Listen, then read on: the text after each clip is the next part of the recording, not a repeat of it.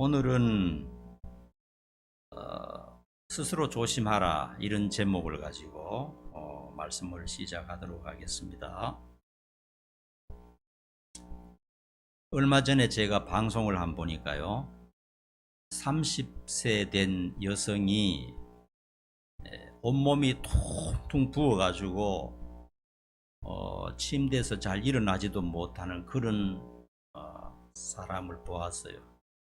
그리고 그 여성이 아가씨인데 제일 고통스러운 것이 음식을 먹는 거라고 했어요. 그래서 엄마하고 같이 음식을 먹는데 밥을 한 숟갈 먹고 바로 화장실로 뛰어가서 토하는 걸 보았어요. 왜 그런가 하니까 음식이 조금이라도 들어가면은 입에서 소변 냄새가 난다는 거예요. 그러니까 이 사람이 음식을 먹고 콩팥을 통해서 소변을 잘 봐야 되는데 소변을 보지 못하니까 그 음식물의 찌꺼기라든지 노폐물들이 그냥 입을 통해서 나오니까 입에서 소변 냄새가 나니까 음식을 못 먹는 거예요. 그래서 잘 일어나지도 못하고 그렇게 고통을 당하는 것을 보았습니다. 그래서 그 어머니가 옆에서 울고 있어요. 울면서 얘기를 하는데, 방송에서 얘기를 하는데, 내가 조금 조심을 못해가지고 내가 잘못해서 그렇다는 겁니다. 왜 그런가 하니까 딸은 원래 이 건강해요. 헬스도 하고 아주 건강하고 아주 활동적이고 활동도 많이 하는 성인데 뭐가 조금 부족한 면이 있어서 한의원에 데려가서 한의사 말만 듣고 약을 지어줬다는 겁니다. 여러분, 한의원의 약이 또 얼마나 비쌉니까? 그래서 이 약을 먹으면 좋다 그래서 약을 아주 막 돈을 많이 들여서 약을 먹였다는 거예요. 근데 그 약을 먹고 난 다음에 신장이 다 망가져 버렸어요. 간도 망가지고. 그래서 혈액투석을 받아야 되는 거예요. 젊은 여성이. 혈액투석이 얼마나 무섭습니까? 일주일에 3번씩 병원에 가야 돼요. 그리고 한 번 투석할 때마다 주사 바늘이 이 엄지손가락만 합니다. 이것을 여기 뚫어 가지고 피를 다 빼어서 기계로 소변을 걸러내고 다시 피를 집어넣는 거거든요. 여러분, 생각만 해도 무시무시하잖아요. 그걸 일주일에 3번씩 한 번에 4시간씩을 평생을 해야 돼요. 그래서 생존 한 10년 되면 이제 사람이 죽게 된다 이 말이에요. 혈액투석하는 사람이. 그래서 그런 지경이 됐다는 겁니다. 그리고 그 어머니가 자기 신장을 딸에게 떼어주기로 하고 수술할 날을 기다리고 있는데, 이거 한의사 말만 듣고 좀 더 조심하고 좀 더 잘 주의를 했어야 되는데 선택을 한번 잘못하는 바람에 가정에 너무너무 큰 고통이 임했다, 이런 얘기를 하면서 우는 것을 보았습니다. 전에 어떤 80대 중반의 할아버지가 이발사였는데 80대가 되어서 손이 덜덜덜 떨리면서도 일을 놓지 못하는 이유에 대해서 설명을 하는데, 자기가 한 50대 60대 정도 되어서 아파트가 하나 있었다는 겁니다. 평생을 해서 이발해서 그 아파트를 준비했는데 큰아들이 사업을 한다고 아파트를 이 담보로 해서 빚을 좀 해달라는 겁니다. 그러니까 자식이 와서 사업한다고 좀 돈 좀 어떻게 해달라는데 해주지 않을 수가 없더라는 거예요. 그렇게 해서 아파트를 담보로 해서 은행에 빚을 내어서 돈을 다 주었다는 겁니다. 그랬는데 여러분, 사업이 잘 됩니까? 사업이 굉장히 어렵거든요. 100명에 1명이 성공할까 말까 그런 힘드는 거잖아요. 근데 뭐 1, 2년 만에 홀딱 다 말아먹고 집도 없이 되어버렸어요.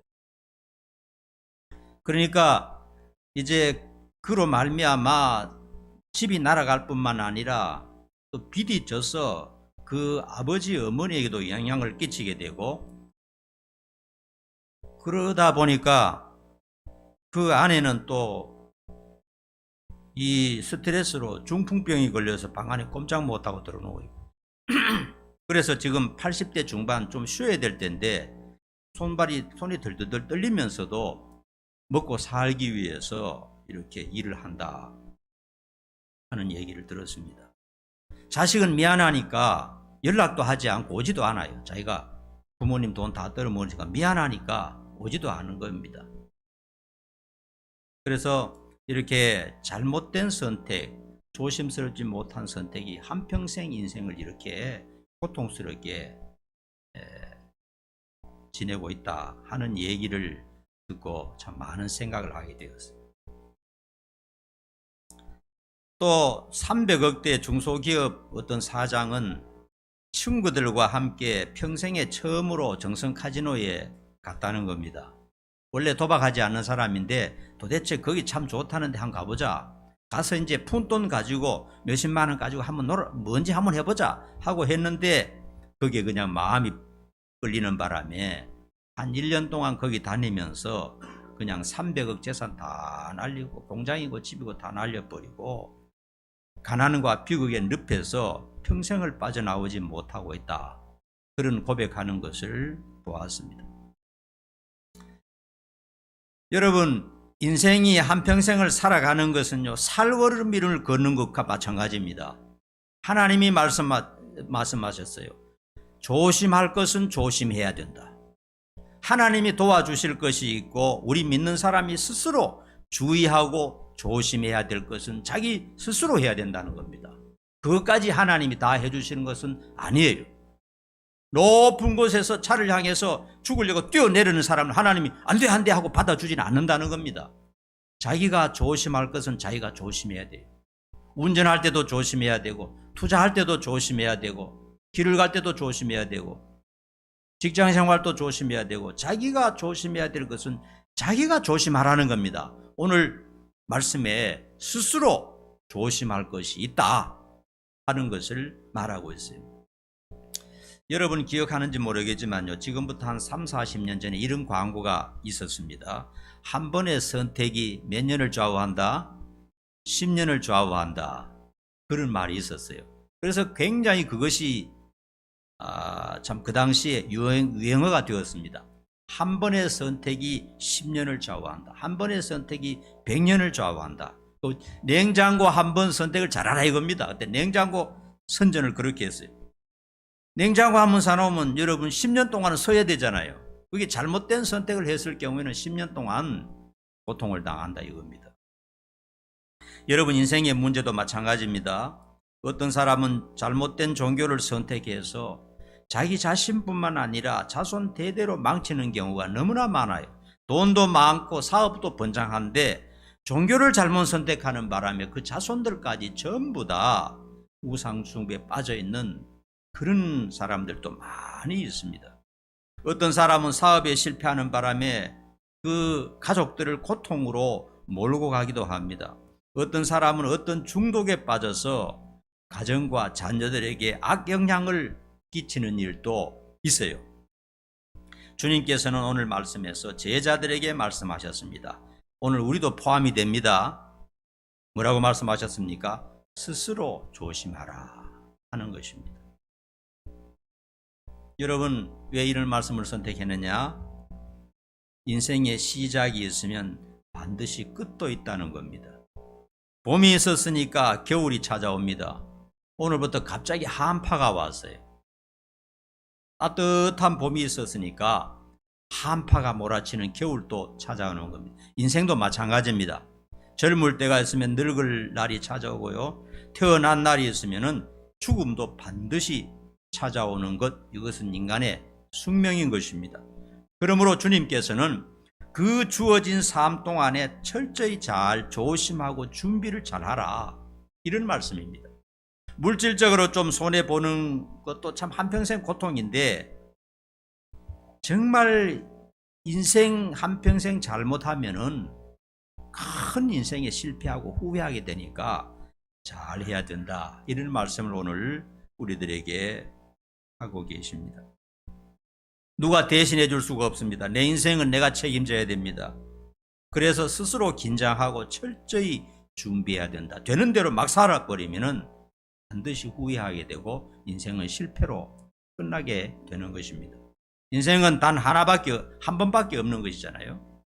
그래서 오늘 말씀에 이제 세 가지 조심할 것을 이제 대표적으로 말씀했습니다. 첫 번째로 방탕을 조심하라 그랬습니다. 여러분, 방탕이 뭡니까? 대충 그 의미는 알잖아, 그죠? 인생의 정도를 걷지 않고 잘못된 길을 걷는 것을 방탕이라고 말합니다. 쉽게 말하면 무질서하게 사는 사람이 있어요. 아주 게으른 사람이 있습니다. 무책임한 사람들이 있습니다. 이런 사람들의 삶을 방탕한 사람이라 이렇게 말합니다. 해야 할 일은 하지 않고 하지 말아야 할 일을 하는 것도 포함이 됩니다. 가장이라면 가장으로서 자녀들에게 모범을 보이면서 자기가 해야 될 일이 있어요. 가정을 책임져야 될 일이 있는데 도박이나 하고 돌아다니고 그냥 못된 짓 하면은 그게 방탕한 겁니다.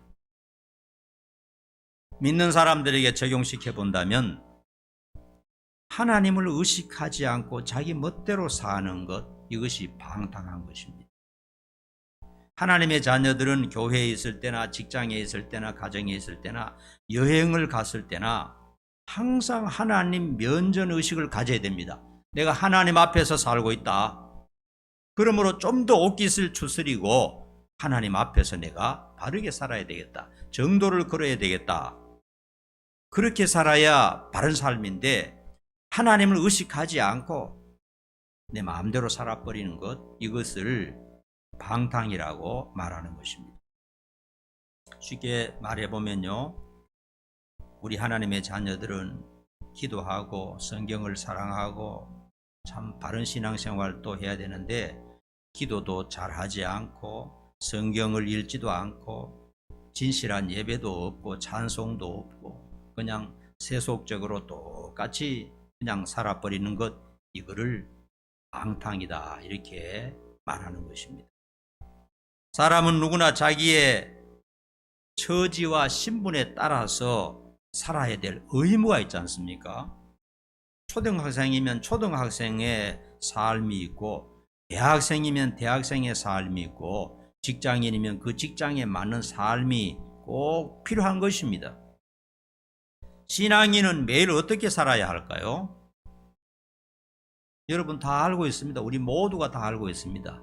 내가 하나님의 자녀이고 구원받은 영생의 사람이라면 내가 이 세상에서 어떻게 매일을 살아야 하는가 하는 우리는 다 알고 있습니다. 모르는 사람은 없어요.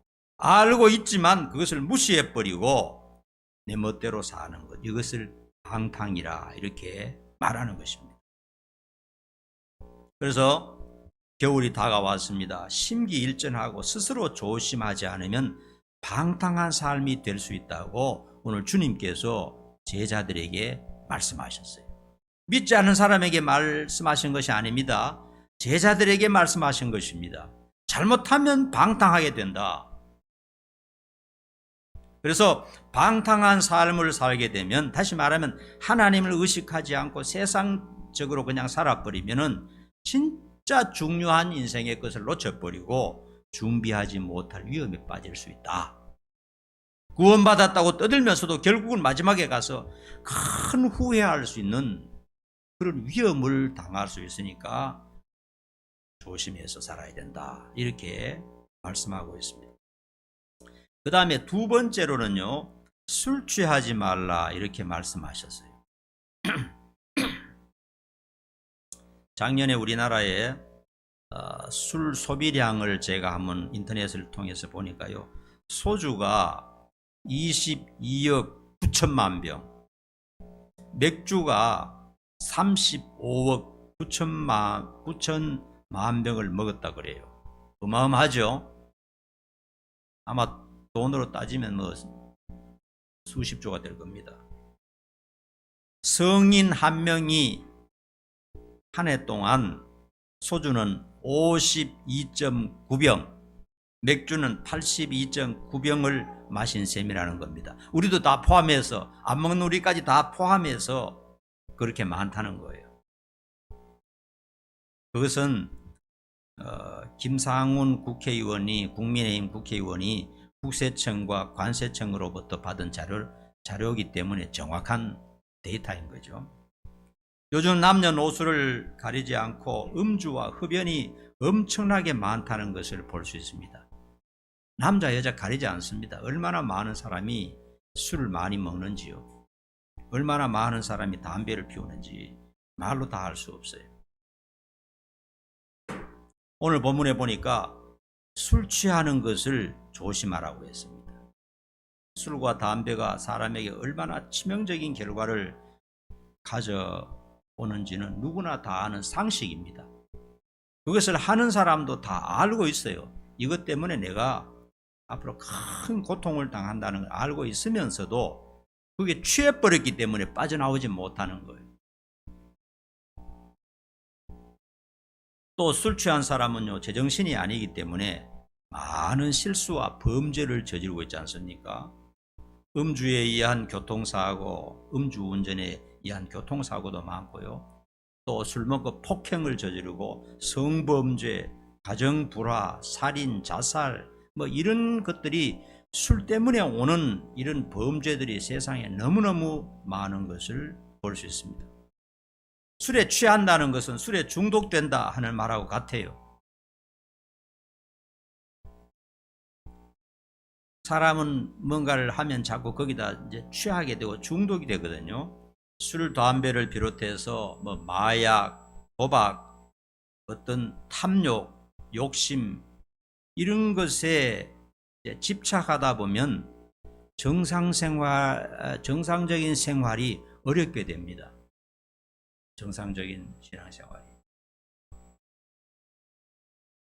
그래서 오늘 말씀을 듣고 혹시라도 내가 정상적인 생활에 어려움을 당할 정도로 뭔가 취해 있지 않는가, 그것을 살펴보고 주님 말씀 따라 조심을 해야 됩니다. 그건 누가 해주지 않습니다.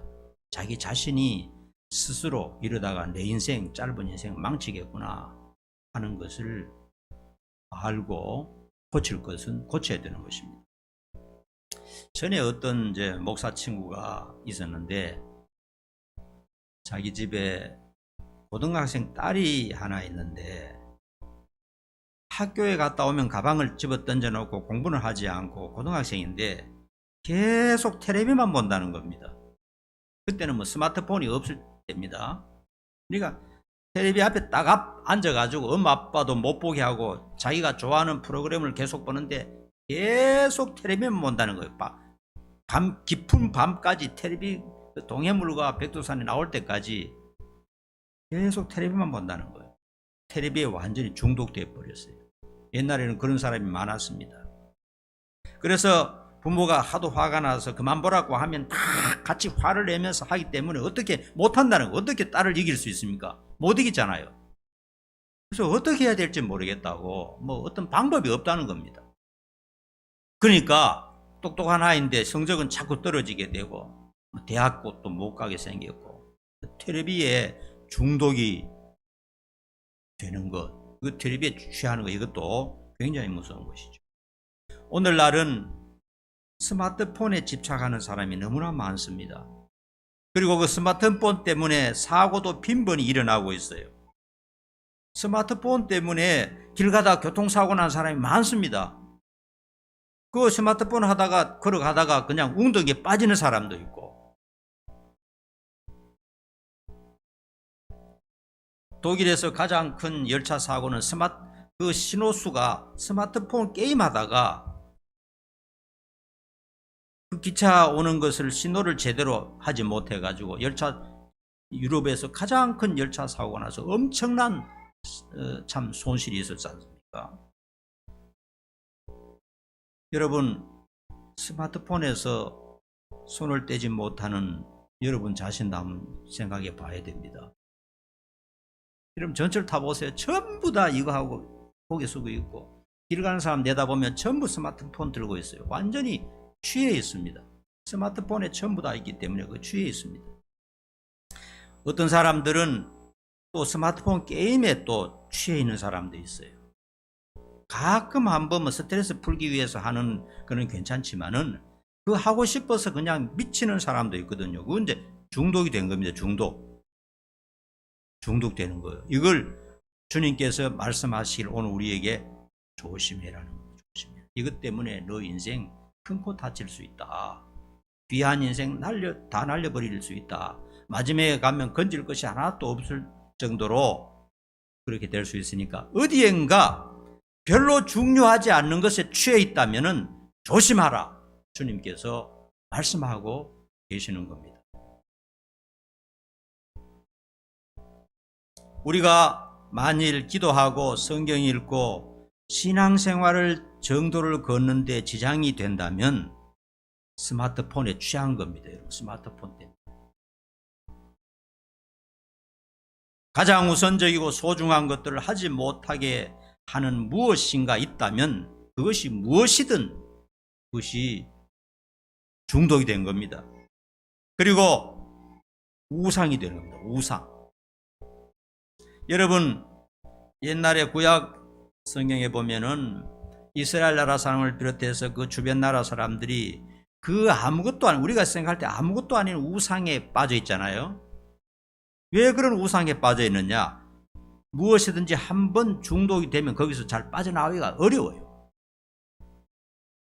여러분, 술, 담배 좋아하는 사람이 거기서 빠져나오는 게 평생 어렵거든요. 스트레스 받으면 또 하게 되거든요. 우상도 마찬가지입니다.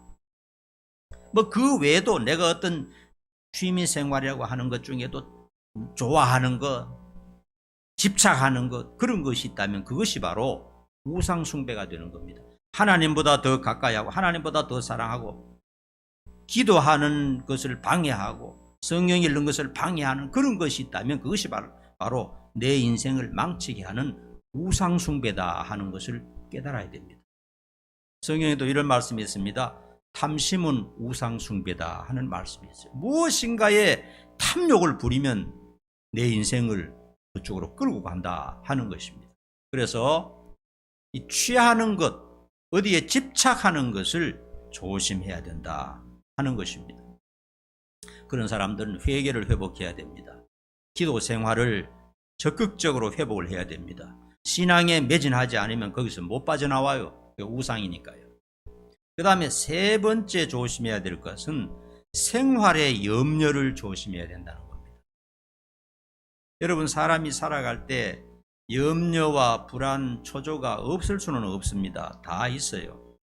직장 문제, 의식주 문제, 가정 문제, 부모 문제, 자식 문제, 건강 문제, 노후 걱정, 사람이 산다는 것이 걱정으로 꽉 차 있을 수가 있습니다. 그런데 하나님의 자녀들은 그런 인생의 걱정거리를 날마다 하나님께 가지고 가서 믿음으로 기도할 필요가 있습니다. 우리나라 새벽기도가 참 중요한 게 그겁니다. 사람은 늘 걱정거리가 많습니다. 왜냐하면 사는 자체가 늘 걱정, 근심이 많거든요. 근데 걱정, 근심을 아침마다 하나님 앞에 들고 나가서 다 얘기하는 겁니다. 그리고 믿음을 가지는 겁니다. 하나님이 들으셨으니까 좋게 해주실 것이다. 근데 걱정, 근심이 놓아지거든요. 기도는 하지 않고 계속 깊은 시련과 염려 속에 파묻히면 이제 각종 정신적인 질병이 찾아오게 되고 우울증도 오게 되고 공황장애도 찾아오게 되고 그렇게 된다 이 말이에요. 그러므로 기도하지 않으면 걱정, 근심, 불안에서 결코 해방될 수가 없다는 겁니다. 주님께서도 말씀하셨어요. 아무것도 염려하지 말고 다만 모든 일에 기도와 간구로 구할 것을 감사함으로 하나님께 아뢰라. 그러면 모든 지각에 뛰어난 하나님의 평강이 그리스도 예수 안에서 너희 마음과 생각을 지켜주시리라. 이런 말씀도 하셨어요. 우리가 생활의 염려와 걱정, 근심에 꽉 사로잡히면요, 신앙이 흔들리게 되고 신앙을 버리는 사람들도 있을 수가 있습니다. 그러므로 우리 인생의 걱정, 근심, 많겠지만은 그것을 매일 하나님 앞에 기도함으로 하나님께 자꾸 내 짐을 떠넘기는 그런 삶을 살아야 됩니다. 그러지 않고는 너무 무거워서 못 살아요. 삶이 자식 걱정, 부모 걱정, 또 뭐 직장 걱정, 물질 걱정 이런 거 하면요, 걱정 근심 때문에 그냥 한평생 팍 늙어버립니다. 그런 걱정 때문에 늙어버려요. 그런 걸 하나님 앞에 가지고 와서 하나님 말씀하셨으니까요, 내게 가져와라. 아무것도 염려하지 말고 내게 맡겨라. 안 맡기고 내가 꽉 붙들고 있으면은 안 되거든요. 그래서 주님께서는 그 생활의 염려를 주님께 맡기고 그걸 염려 속에 빠지는 것을 조심해야 한다고 말씀하셨어요. 자, 오늘 우리 본문 한번 쫙 읽고 결론을 내리도록 하십시다. 같이 시작. 너희는 스스로 조심하라. 그렇지 않으면 방탕함과 술 취함과 생활의 염려로 마음이 둔하여지고 뜻밖의 그날이 덕과 같이 너희에게 임하리라. 이날은 온 지구상에 거하는 모든 사람에게 임하리라. 이러므로 너희는 장차 올 이 모든 일을 능히 피하고 인자 앞에 서도록 항상 기도하며 깨어있으라 하시니라.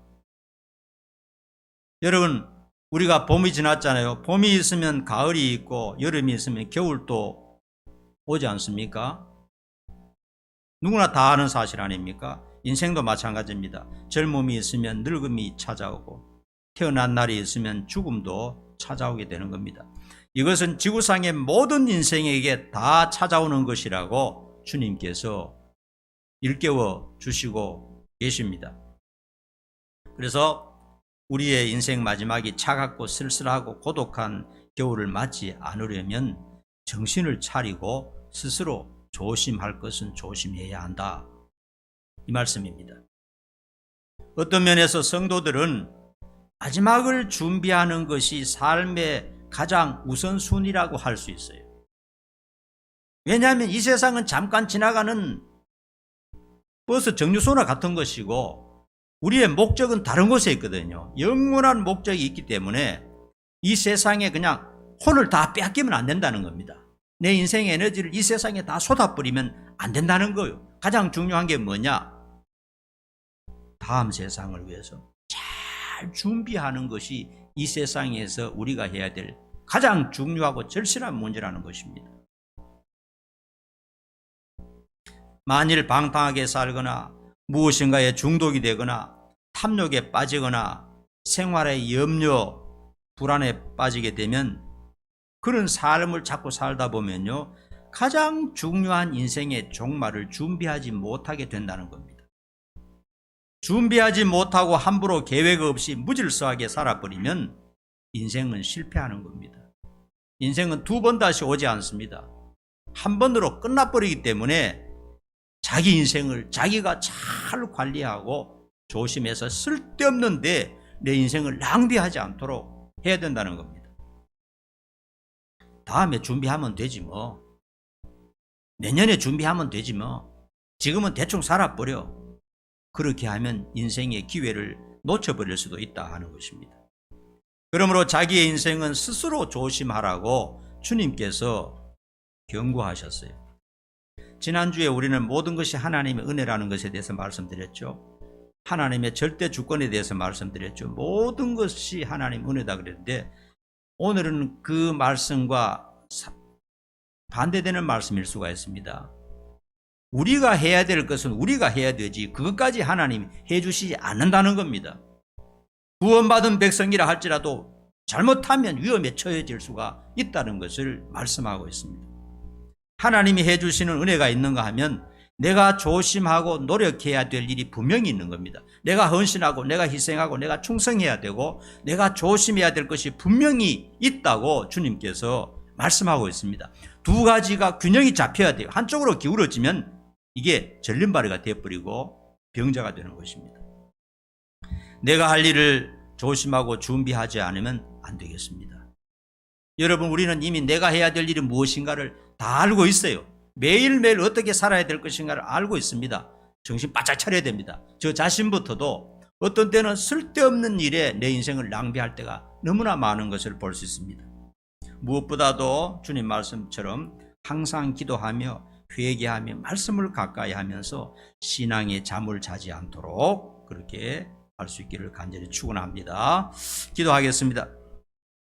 오늘 주님께서는 스스로 자기 인생을 계획하고 조심할 것을 경고하고 계십니다.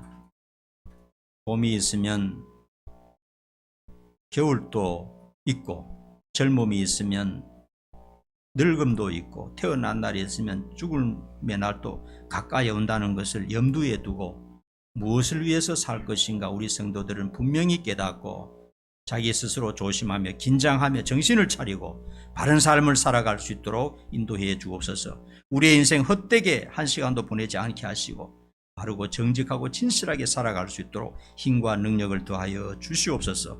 예수님 이름 받들어 간절히 기도하옵나이다. 아멘.